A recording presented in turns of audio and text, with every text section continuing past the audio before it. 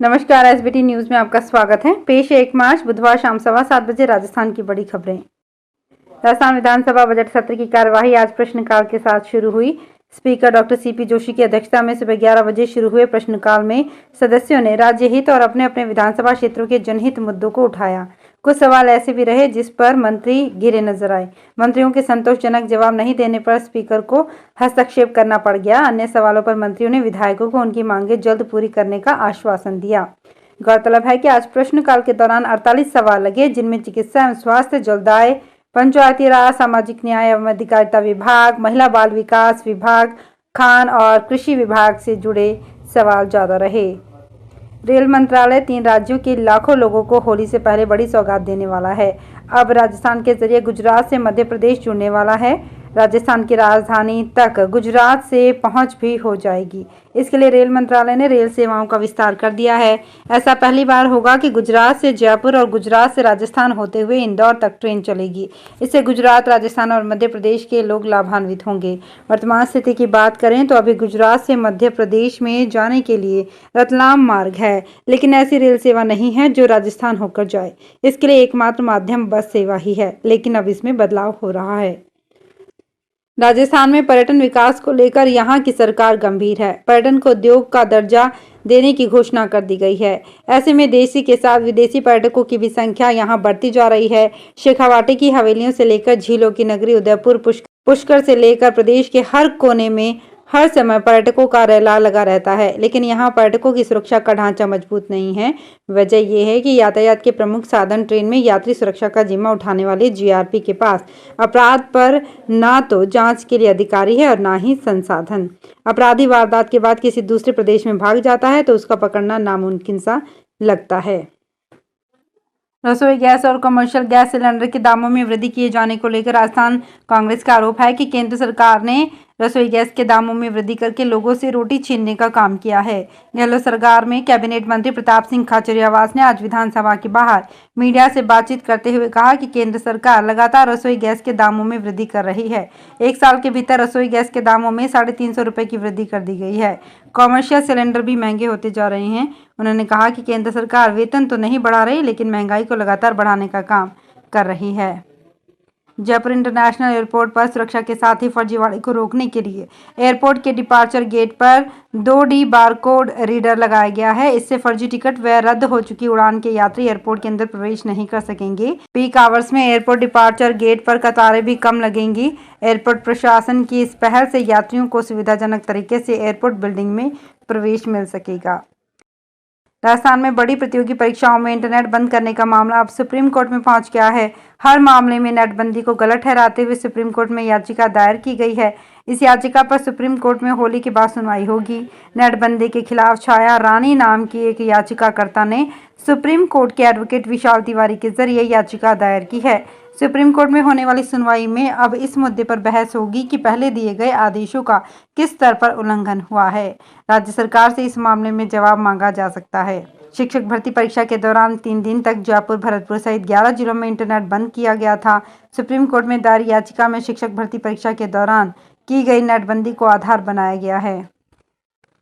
खाटू श्याम जी के लक्खी मेले की शुरुआत 22 फरवरी को हो चुकी है। ये मेला 4 मार्च तक चलेगा। बीते शनिवार और रविवार को करीब 15 लाख से ज़्यादा श्रद्धालु दर्शन कर चुके हैं और दावा किया जा रहा है कि एकादशी तक करीब 30 लाख से ज़्यादा श्रद्धालु दर्शन करेंगे। लेकिन पिछले साल 8 अगस्त 2022 को मंदिर में दर्शन के दौरान हुई भगदड़ के बाद यहां बहुत कुछ बदल दिया गया। देश भर से आने वाले भक्त आसानी से दर्शन कर सकें, इसके लिए 4 करोड़ की जमीन खरीदी गई है। यहां करीब 100 से ज़्यादा दुकानें हैं जिनकी रजिस्ट्री करवाई गई है। यहां पहले कच्चा रास्ता बना हुआ था, अब ये रास्ता भी सीमेंटेड कर दिया गया है। जमीनें लेने और सड़कें बनाने से लेकर निर्माण कार्यों पर करीब 35 करोड़ रुपए खर्च हुआ है। पश्चिम रेलवे द्वारा होली के त्यौहार पर यात्रियों की अतिरिक्त भीड़ को देखते हुए 10 जोड़ी ट्रेनों में अस्थायी तौर पर अतिरिक्त डिब्बे जोड़ने का निर्णय लिया गया है। इनमें से 6 जोड़ी ट्रेनें सूरत से होकर चलेंगी। ट्रेन संख्या 12480, 12479 बांद्रा टर्मिनस जोधपुर एक्सप्रेस में एक अतिरिक्त AC 2 टियर, AC 3 टियर और sleeper class coach Bandra terminus से 4 मार्च से 3 अप्रैल और जोधपुर से 3 मार्च से 2 अप्रैल 2023 तक जोड़े जाएंगे। किसी भी देश की प्रगति में वहां के इंजीनियर्स की भूमिका अहम होती है। आधुनिक निर्माण काम से लेकर भावी विकास की रूपरेखा का दायित्व प्रौद्योगिकी शिक्षा से जुड़े मानव संसाधन पर ही होता है। ये बात बुधवार को राज्यपाल कलराज मिश्र ने राजस्थान टेक्निकल यूनिवर्सिटी के दीक्षांत समारोह के दौरान कही। स्टूडेंट को संबोधित करते हुए उन्होंने कहा कि प्रौद्योगिकी शिक्षा देश के तकनीकी विकास के विभिन्न पहलुओं के प्रबंधन से ही नहीं जुड़ी है, बल्कि हमारी जो पूरी शिक्षा व्यवस्था है उसको एक महत्वपूर्ण आधार भी प्रदान करती है। शिक्षा के लोकतांत्रिककरण को भी बगैर तकनीकी समझ के सफल नहीं किया जा सकता। कोविड के दौर में हमने इस बात को गहरे से समझा है कि तकनीक ने ही शिक्षा के सार्वजनिकरण की राहें तब आसान की थी। बाड़मेर में मौसम बार बार बदलता जा रहा है। तापमान में भी लगातार उतार चढ़ाव देखने को मिल रहा है। कभी तेज गर्मी का असर देखने को मिलता है तो कभी दूसरे दिन फिर से हल्की सर्द हवा चलने लगती है। बाड़मेर में फरवरी माह अधिकतम तापमान 38 डिग्री पार होने के कुछ दिन बाद ही पारा 6 डिग्री तक गिरकर 32 डिग्री पर आ गया। अब फिर से मंगलवार को तापमान 36 डिग्री से ऊपर पहुंच गया है। वहीं रात का तापमान 19.1 डिग्री सेल्सियस दर्ज किया गया। देश में पाई जाने वाली गिद्ध की 9 प्रजातियों में से 7 प्रजाति को भीलवाड़ा के ऊपर माल का जंगल पसंद आ गया है। सर्दियों में हिमालय से रुककर यहां मेहमान बनकर आए गिद्ध अब फिर से अपने देश लौट रहे हैं। घर लौटने से पहले इन सभी गिद्धों ने मेलान व भड़किया के जंगलों को अपना सुरक्षित स्थान बनाकर रखा है।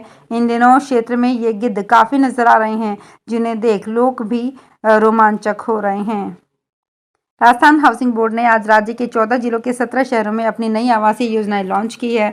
नगरीय विकास मंत्री शांति धारीवाल और housing board commissioner Pawan Arora ने आज धारीवाल के घर से इन योजनाओं की बुकलेट लॉन्च की।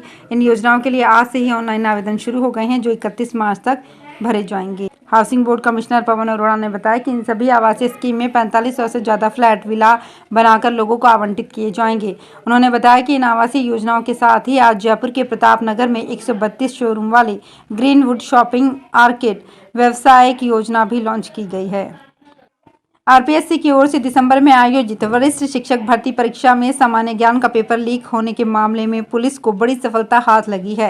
मुख्य सरगना और पुलिस रिमांड पर चल रहे भूपेंद्र सारण से 8 लाख रुपए में सौदा कर पेपर को सॉल्व करवाने के आरोप में पुलिस ने जालौर जिले की हरियाली पटवार मंडल के पटवारी को गिरफ्तार किया है।